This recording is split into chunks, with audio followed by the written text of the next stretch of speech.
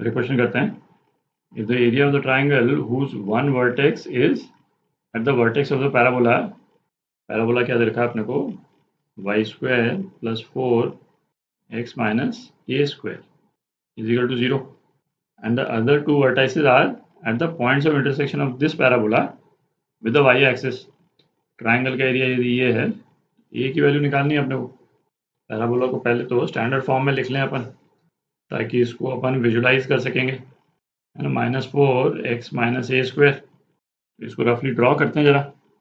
अब देखें Y square is equal to -4ax वाले फॉर्म में है, तो जो -4ax वाला पैराबोला जो है, उस यदि केवल इक्वेशन ये होती Y square is equal to -4ax, यहाँ ए की जगह मैं ए नॉट बोल देता हूँ, क्योंकि ए इसने यहाँ पे यूज़ किया है तो कन्फ्यूजन नहीं होता, इसलिए यहाँ पे इसको, है ना, ए नॉट कर दिया। तो Y square is equal to -4a0x का पैराबोला कुछ इस टाइप का बनता है, ठीक। अच्छा, अब क्या है यहाँ पे x माइनस ए स्क्वायर, तो वर्टेक्स का ए एक्स कोऑर्डिनेट जो है वो ए स्क्वायर से शिफ्टेड है, और कितना शिफ्टेड है ना, यहाँ पे आ जाएगा ए स्क्वायर 0, और शेप पैराबोला का अभी भी, है ना, यही है, ये रिवर्स शेप है इसका, कुछ पैराबोला का ये शेप हो जाएगा, आप देख रहे हैं ये।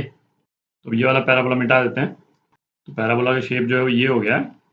अब जो ट्राइंगल अपने को दे रखा है, उसका ट्राइंगल का एक वर्टेक्स पे ये है ना, पैराबोला का वर्टेक्स, और दूसरे दो पॉइंट्स कौन कौन से हैं, ये दोनों पॉइंट्स, इन दोनों पॉइंट्स के कोऑर्डिनेट्स जो हैं वो क्या हो जाएंगे, x इज इक्वल टू 0 डाल दें यहाँ पे, तो क्या आ जाता है Y square is equal to 4a square, तो y जो है वो क्या आ गया +-2a, ठीक। तो ये कोऑर्डिनेट जो है वो क्या हो गए 0 2a और 0 -2a। तो अपने को किस ट्राइंगल का एरिया निकालना है, ये वाला ट्राइंगल, ये और ये, तो एरिया ऑफ ट्राइंगल, है ना, ये क्या हो जाएगा, ये हाफ ट्राइंगल ले लें अपन, इसके एरिया को डबल कर देंगे अपन, तो ट्वाइस हाफ ऑफ बेस, है ना, बेस क्या है ए स्क्वायर, और हाइट क्या है 2a, ठीक। तो ये कितना हो गया 2a क्यूब, और एरिया अपने को क्या दे रखा है 250, तो 2a क्यूब ये 250 हो गया। तो आप a की वैल्यू निकाल लें, है ना, a cube is equal to 125, तो a की वैल्यू क्या आ जाती है 5 आ जाती है ना, ये आपका आंसर बी पार्ट। फिर क्वेश्चन करते हैं, axis of parabola lies along x axis if its vertex and focus are at a distance 2 and 4 respectively from the origin।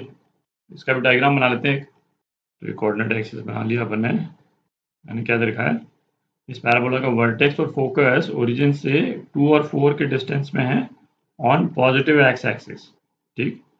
तो ये ओरिजिन ना, ये 2 और ये 4, ये वर्टेक्स है और ये इसका फोकस है।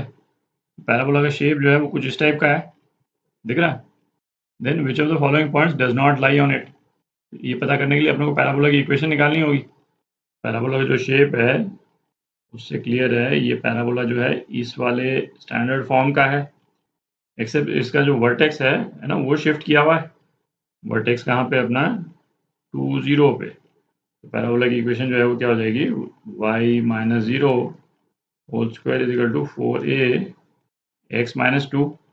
यहाँ पे जो पॉइंट आता है बेसिकली वर्टेक्स के कोऑर्डिनेट्स आते हैं यहाँ पे। अच्छा, अब अपने को ये 4a वाला जो फिगर है वो निकालना है, तो वर्टेक्स और फोकस के बीच का डिस्टेंस ये क्या होता है, ये a ही होता है। तो a अपने को क्या दे रखा है 2 दे रखा है, तो पैराबोला की इक्वेशन जो है वो क्या हो गई Y square is equal to 8x minus 2। Parabola की ये इक्वेशन आ गई, है ना। आप एक एक करके कोऑर्डिनेट्स को इस इक्वेशन में डाल करके देखें, है ना, कौन से कोऑर्डिनेट्स इस इक्वेशन को सेटिस्फाई नहीं करते हैं।